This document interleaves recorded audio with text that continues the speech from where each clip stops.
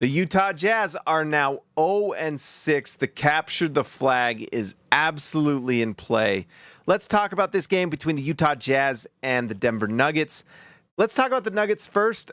Basically, the name of the game with this Nuggets team is the depth is not very good. At one point in this game, and it really kind of said everything you need to know about the Denver Nuggets, but Utah at one point in this game, in the first half, I believe, tied the game at 42. It was 42-42. It was when Nikola Jokic left the game. He comes back in. They immediately go on a 16-0 run. This Utah Jazz team is not a very good team. Well, it's the worst team right now, technically, by their record and just by how they're shooting. But they do have their moments, and Keontae George had a better night tonight, and they had some things going their way, which helped them get to 42-42. Nikola Jokic comes on the floor and immediately changes the game. Look at that, plus 31. He is remarkable, and he is the reason why the Nuggets will be fine in terms of making the playoffs. I don't think the Nuggets are probably going to win a championship this year because I think things are going pretty poorly. They didn't have Jamal Murray playing tonight, so that didn't help things, but it didn't really matter. But they need Jamal Murray to get back to Jamal Murray of old.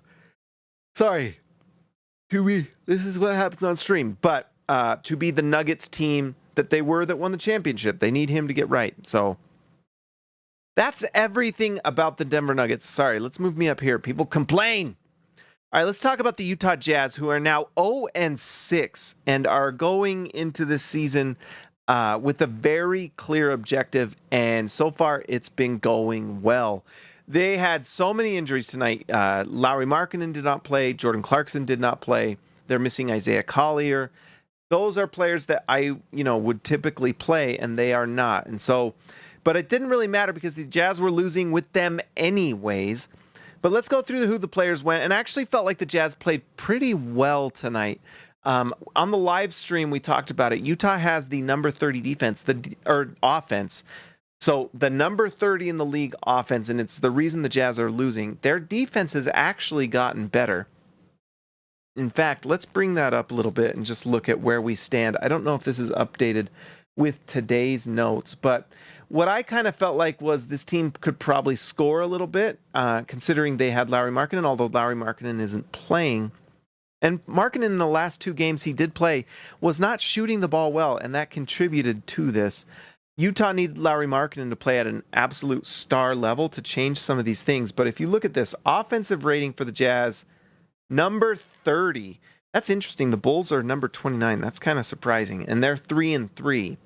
What is changing things is Utah, if you look at this, 22 defense. So it went down from 17 to 22. That's an improvement on last season. So that's something to be happy about. The Jazz are putting athletes on the floor. Walker Kessler is playing at a higher level, playing hard. That's nice to see. So we're seeing some improvement with this Jazz team in those ways. But offensively, they have not really improved on last year, and that makes a little bit of sense. You've got young players, second-year players in Keontae George. Before Taylor Hendricks got injured, he was on the floor playing a lot of minutes. And then you have Cody Williams, Kyle Filipowski, these guys on the floor, rookies. It's going to be a problem. And the game ended, and Will Hardy made the point about the turnovers. Look at this, 22 turnovers as a team. That's going to be a rough go. At one point, Key was at 0, but he had just 2, so that's actually an improvement for him. Sorry, you're getting the Key bias from me, baby, because I'm big on Key. But anyways, you had just a lot of turnovers for the Jazz. They just got to be better at holding on to the ball. Too many. All right, let's see. So Cody Williams. Should we be worried about Cody Williams? I'm not worried about Cody Williams, although I would like to see this shot falling. What I'm happy about is the field goal attempts, if you wanted something to be happy about. That he's taking these shots, and that's good to see. He had that one lay-in that looked really nice. Problem is they're just not falling. He had one game where he shot 50% from 3. Every other game, he has not been able to hit a single three-point shot. So all of his three-point makes for the season were in one game. He shot the ball well in college, and the stroke looks good. Eventually, these are going to start falling, but it's going to be a patience game, guys. This is a struggle. He only played 19 minutes tonight. He played most of this game at like 13. Same with Filipowski. They played low minutes tonight, and they got in at the end of the game when not anyone was trying. But what I want to see from him is 3-point shooting. Utah is very, very keen on developing him, and so this is nice to see. Now, it's not falling, so it could be better. It would be nice if it was falling, although if this shot was falling, Utah might not be leading the league in the lottery, but it is what it is. I think it'll eventually start falling. We'll see what happens, but the Jazz are also playing, good teams. The Denver Nuggets have struggled this year, but they're a good team. Kyle Filipowski got the start tonight, mostly because Hendricks and Markkanen are out. So he goes in, he has 6 rebounds, 2 turnovers, 1 for 3. I know this line doesn't look great, but he actually looked pretty decent. This is a little bit of a come down to earth line because, Filipowski had a really nice game last game, and this one is a little more reality check of what it's like to go night in and night out in the NBA.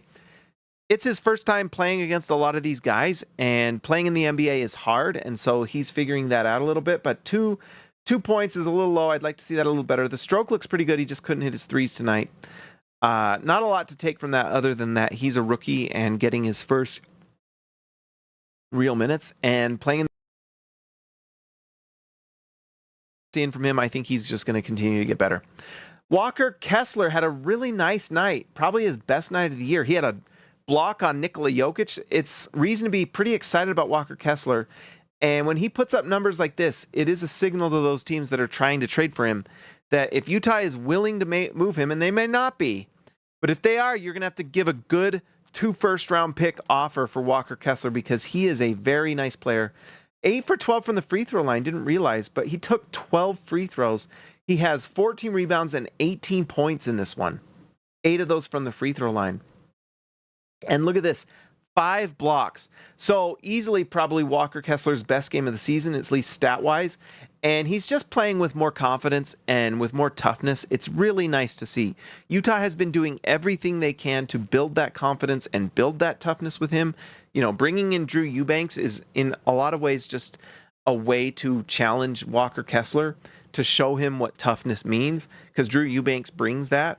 And it seems to be working. And we got that report a few days ago that Will Hardy behind the scenes is really pushing Walker Kessler.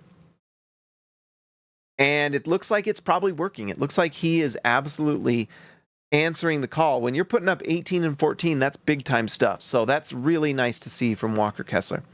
Colin Sexton is struggling. I don't know what is going on with this year. Let's look at the stat line for this season. He is having a down year compared to what he was doing last year.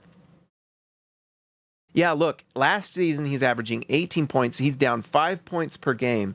But part of it is just the shooting is down. Look at this. He was at 48% from the field. He's down 4 percentage points there. The big one is the shooting. Look at this, 39, 39, and now he's down to 23% on his 3-point shot. I don't see that staying that way. It's very clear he's going to turn that around. But 23% is a big reason why that shot is not falling. The efficiency is not there. And Utah as a team is just not shooting the ball well from 3. They have not had a good 3-point shooting night all season. Tonight, 31%, but that is a big reason why they're not playing well. And it's really just shots not falling. Sometimes it's not super complicated. They are generating good 3-point shots with their offense. They're generating points inside, but it's the 3-point shots that they're creating that are just not falling. Let's see. This is the 3-point attempts. Did Utah shoot? No, that's... Where are we? Denver Nuggets shot 50% from 3. I was like, there's no way. That is the Denver Nuggets. I was like, that is not the Utah Jazz. If the Jazz shot 50% from 3, things would be different. No, Utah shot 31% from 3. Look at this. 13 for 42.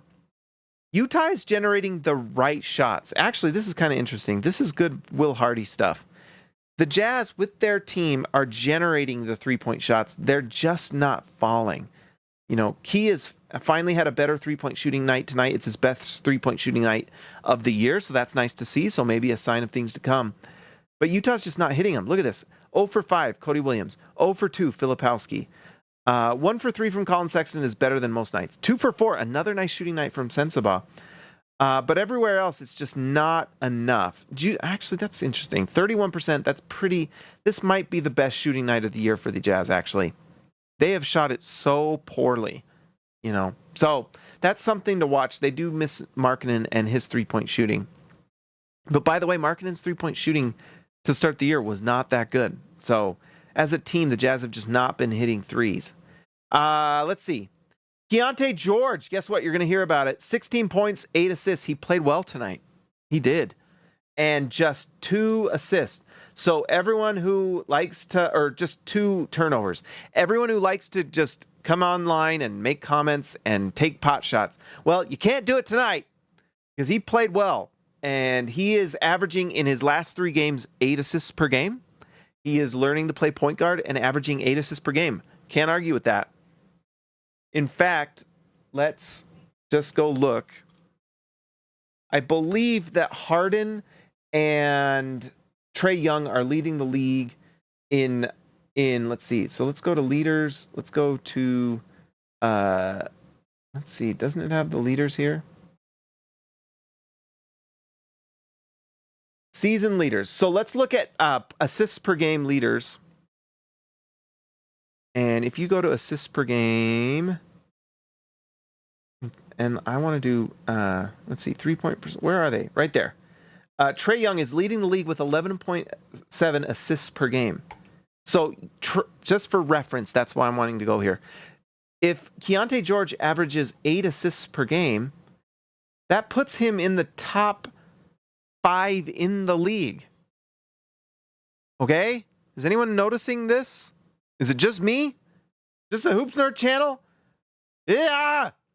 Chris Paul's averaging 7.8. Tyrese Halliburton. These are the names he is at. So Keontae George, in fact, let's just see where he is right now for the season. Why not? Keontae George is number 15 in the league in assists per game at 6.2. The last 3, he's averaging 8 per game. All right? Certainly feels like the point guard position is starting to happen. Okay? Pretty good. Pretty good. People saying they want to see improvement. Well, there you go. Career high, 6.2 assists per game. He is number 15 in the league. He is among the likes of Damian Lillard, right there. LaMelo Ball is at 6.4. LaMelo Ball's having an incredible year. Shai Gilgeous-Alexander, 6. Luka Doncic is at 6 per game. Okay? Pretty good.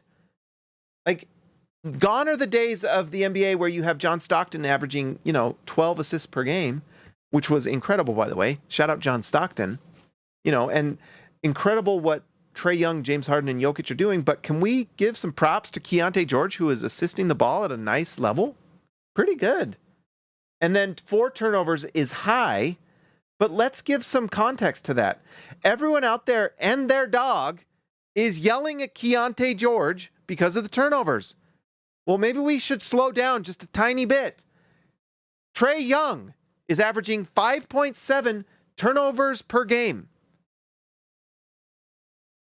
Can we calm down a tiny bit? Can we have a little grace for our own players? James Harden on the Clippers, and they're playing well. Everyone's talking about how well they're playing, is averaging 6.2 turnovers per game.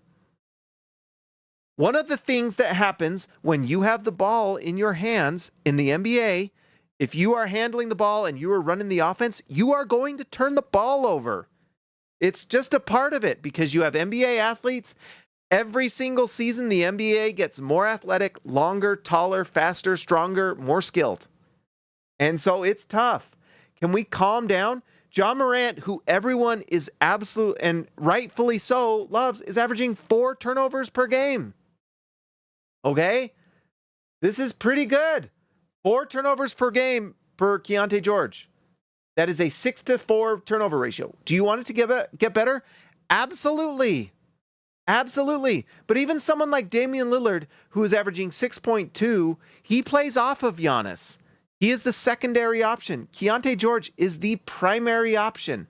He is up there with De'Aaron Fox. No one's harping on De'Aaron Fox every single game about his turnovers. Can we just accept the reality that he's doing pretty good? Okay? And this is what we've been talking about this whole freaking season, is he's playing well. He's playing well.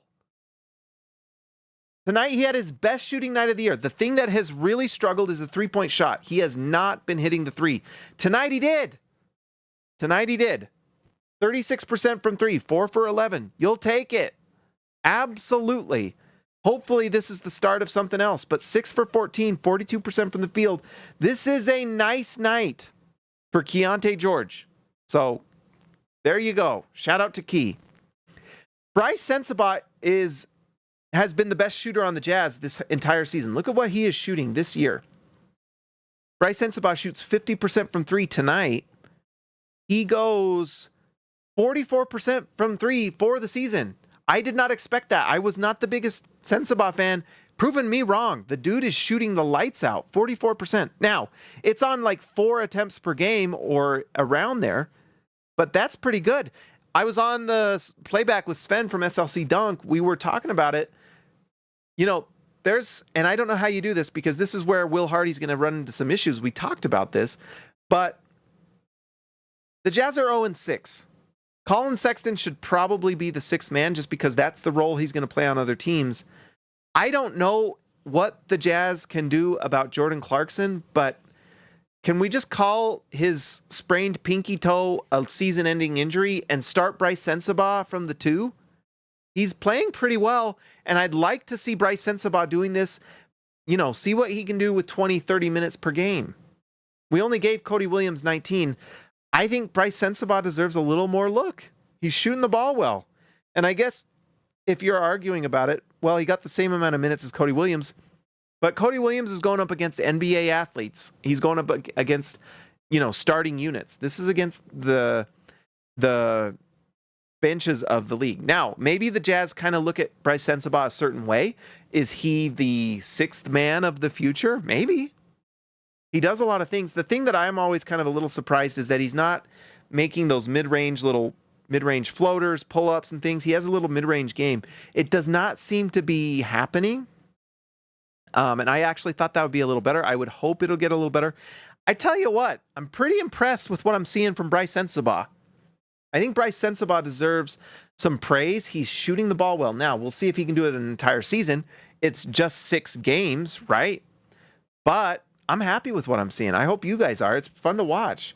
Yeah, the Jazz are losing, but we're seeing bright spots. And if you ever get sad about what the Jazz are doing, just go to the YouTube. Not right now, but go YouTube Cooper Flagg highlights. Go make a nice trip to North Carolina.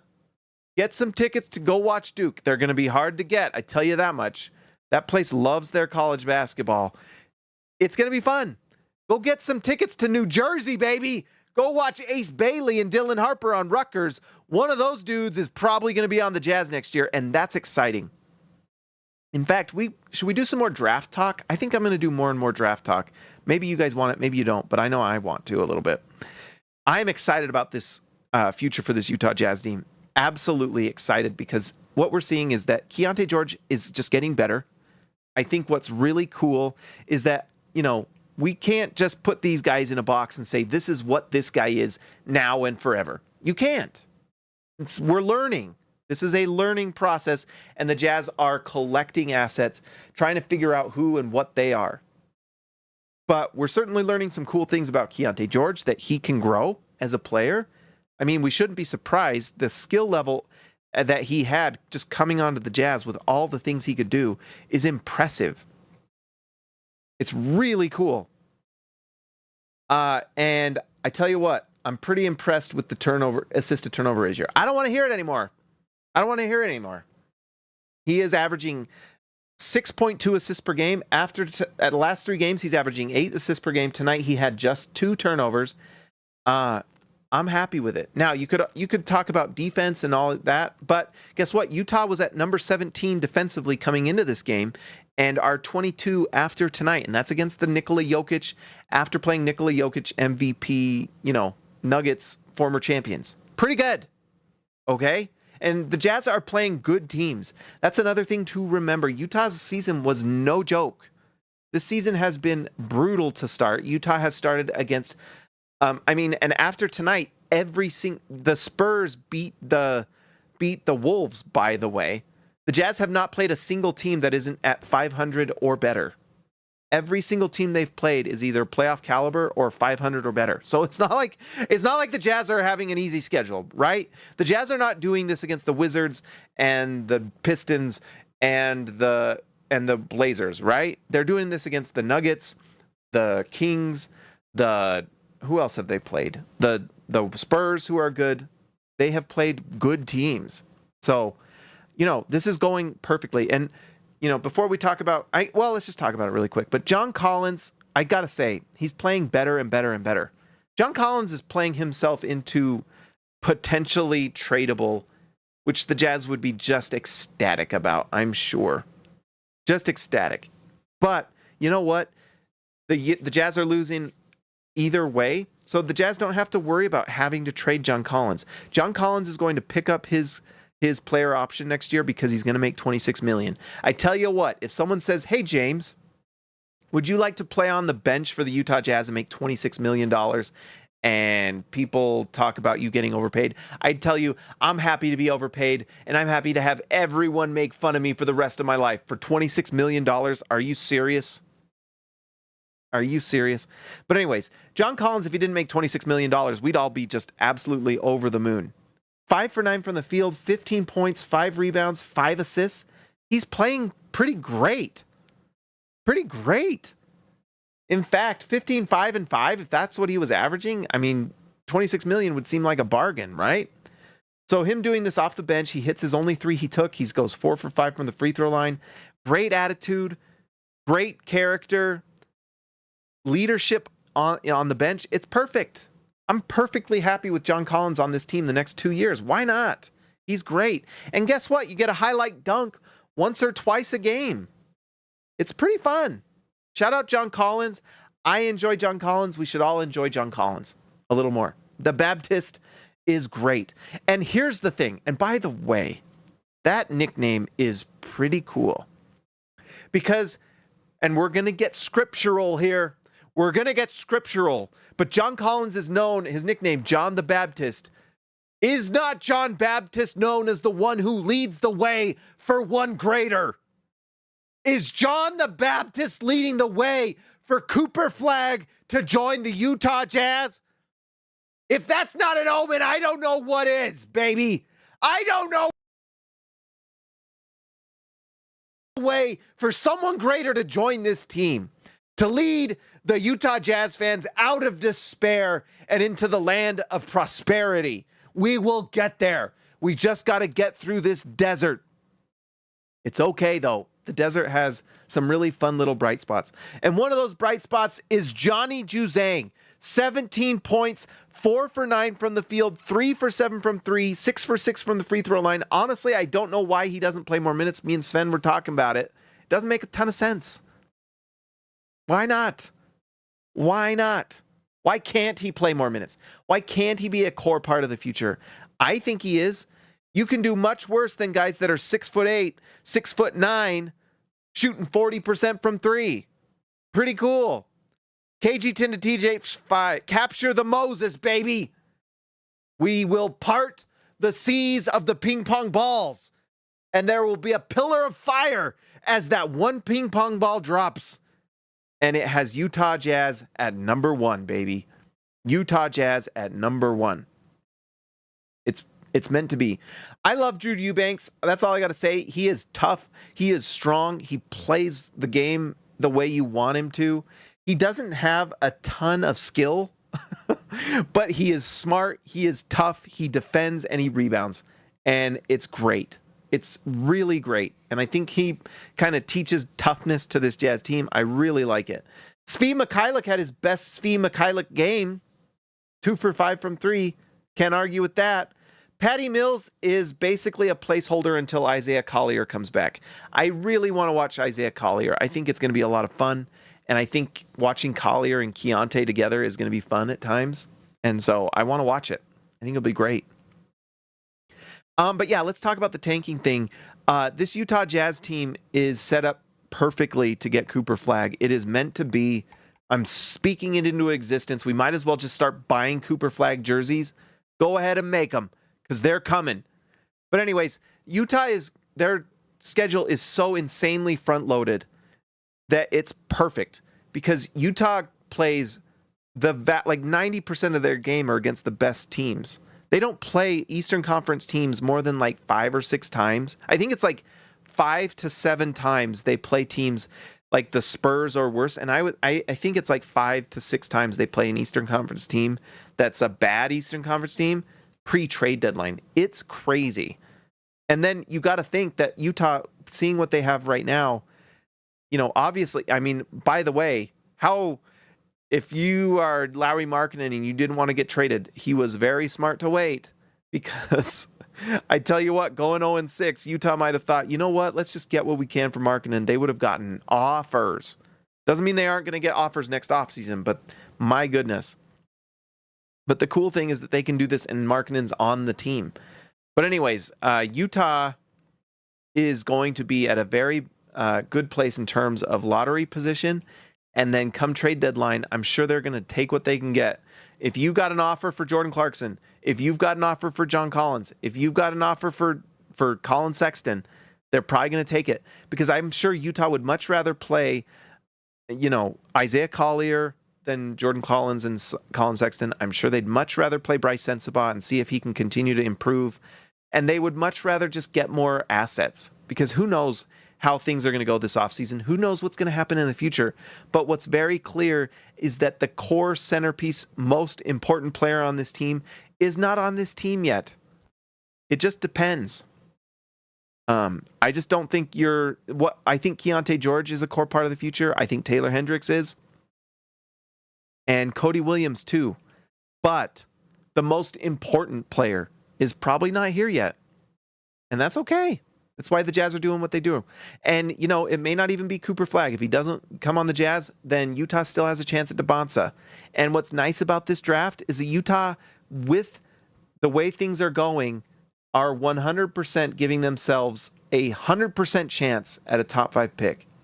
By the way, we've got to start talking about this draft a little bit. And let's talk about the draft. Cooper Flagg is, in my opinion, number 1, but I'm excited to watch this college basketball season and see how these players pan out and just kind of think about what will happen. But these two right here are really what you want. And then Dylan Harper as well. Dylan Harper would immediately go into that where they're starting Jordan Clarkson, where they're starting Colin Sexton. Dylan Harper goes into that shooting guard spot, but he basically could be kind of the Darren Williams point guard. He is so awesome, guys. I mean, he is such a baller. He is so good at basketball, and he's 6'6". He really does kind of remind me of kind of some sort of hybrid of Darren Williams and Jalen Brunson. He is so good. And we talked about it on the live stream. He's 6'6". He handles the ball. He plays the point guard. He's just got all the skills. But he had this one play where with Rutgers in their exhibition, he drives to the basket, hits the rim protector, and just stops on a dime, does a little fadeaway lefty jump shot, just swish. And it's very Jalen Brunson-y, where he just going to be so good. And so if Utah just ends up with the number 3 pick, you got to be so excited. And I tell you what, out of these 3 guys, I wouldn't be surprised if Dylan Harper wins Rookie of the Year next year, because of the way he plays and how he can score and assist. I mean, he's gonna be an all-star. It's just, it's really, there's a part of me that kind of, Jonathan Wasserman, I forgot his name during the live stream. He put him at number 2 on his board, and it's hard to argue. He is going to be really, really good. The only thing is Ace Bailey is 6'8". And he looks like Paul George. He's not as big as Paul George. Paul George is 6. Did you know Paul George is 6'10"? It's part of why he's so crazy good. He's 6'10". And it's just, when you watch Paul George in person, you just see how big he is, and it's surprising. You're like, oh, I didn't realize he was that big. And that's what makes Cooper Flagg, because he's 6'9", he's big. And that's what makes Debonsa exciting. He's 6'10". 2 inches bigger than Ace Bailey. It's crazy. It's crazy. But anyways, 6'9" Cooper Flagg looks so incredible at Duke. I want him so bad. He's, to me, number 1. I think I still take Ace Bailey because of the size, small forward, but he's going to be really good, really fun to watch. Shout out to the Hollister ad on here. That's just, okay. Anyways, I would put VJ Edgecombe at number 4. I love his athleticism, and his ability to his athleticism is crazy. So if you get number 4 and you get VJ, you get the villain. I've talked about it. He kind of, from what I've seen just so far, kind of Jaylen Brown type of player. Pretty amazing if you can get that at 4. And then 5 to me is where things get really interesting. I know people really like Nolan Trier. I want to see the shooting and he's really good. He looked really good at Hoop Summit. The only thing is it just stinks to go from like 6'5" and up with this size and you're at 6'3". And so then you start looking at other guys like, you know, I don't Liam McNeely played with Cooper Flagg at Montverde. This guy is just absolutely lights out shooter. But those guys tend to not be the top of the draft because when you're getting a guy at the top of Hollister. I'm trying not to have the weird ads up there, you know? Oh, it went away. Let's see. What are they going to do now? Looks like nothing. All right. So anyways, I really like size. He can shoot it, but I don't know if I'm at this point. I guess you're taking the sure thing. He can absolutely shoot the lights out. But if you're getting in this area, you want a guy that can handle the ball and has star potential. And he has elite role player ability. That's why someone like Igor Demin is pretty interesting. He looks like, he had a near triple-double in his first exhibition with BYU. He's 6'8". He's making $1.5 million in his NIL number. Pretty good. Shout out Ryan Smith. I don't know. Just kidding. I don't know.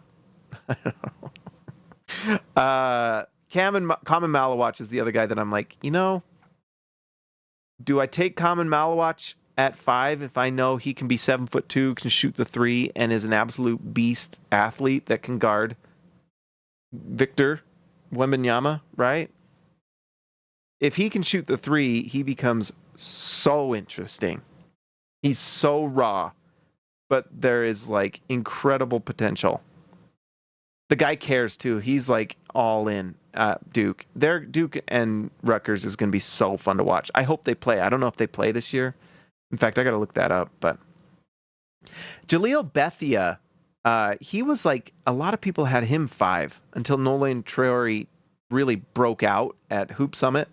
But Jaleel Bethia is like straight buckets, as the kids say, right? Hello, fellow kids.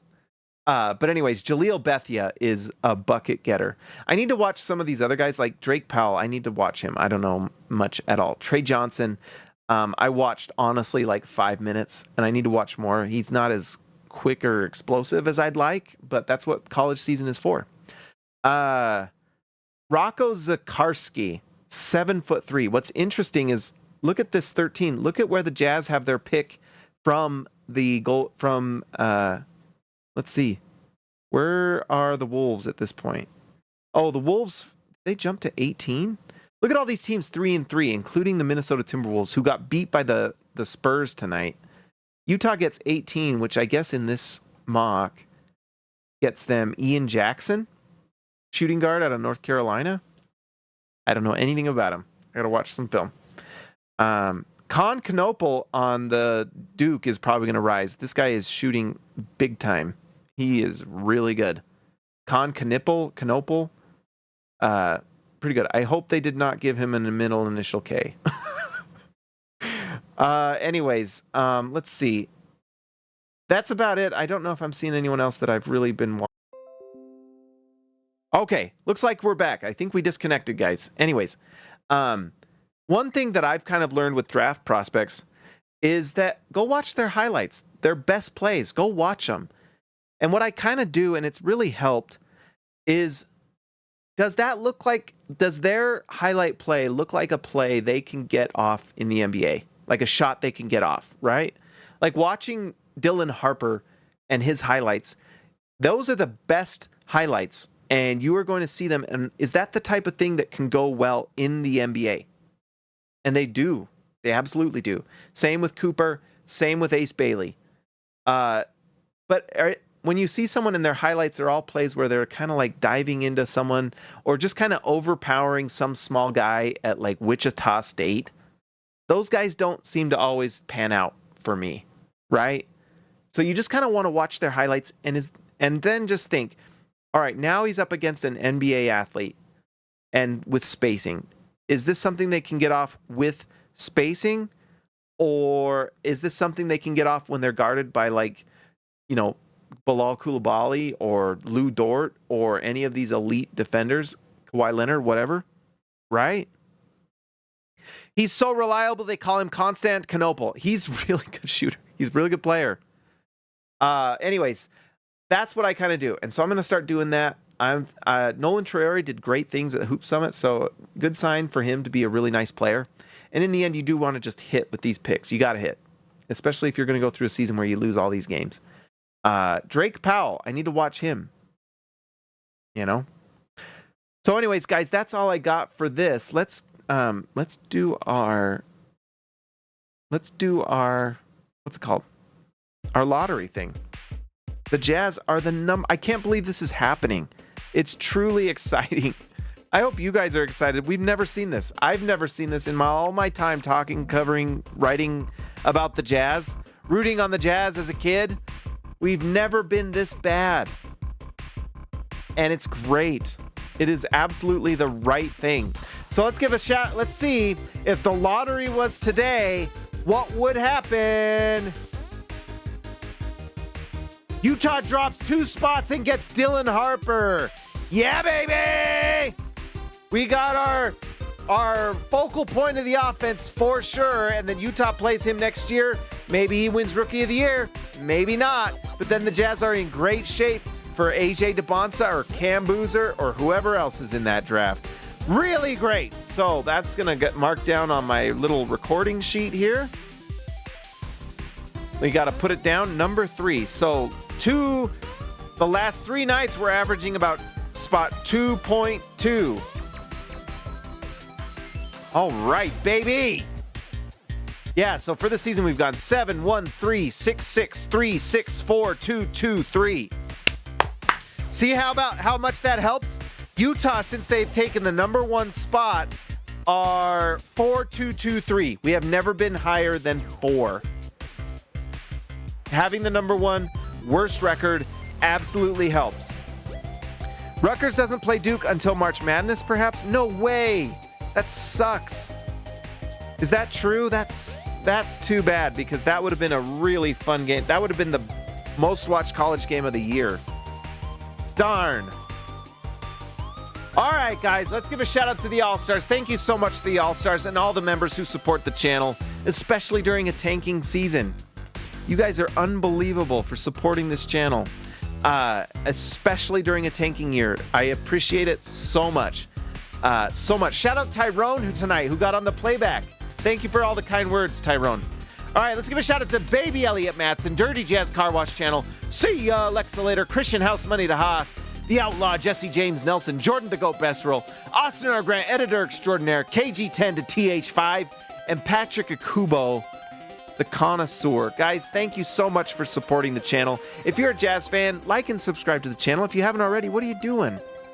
What are you doing? We're even giving free ad space to this weird ad on Tankathon. Guys, I appreciate you all so much. Thank you so much for all your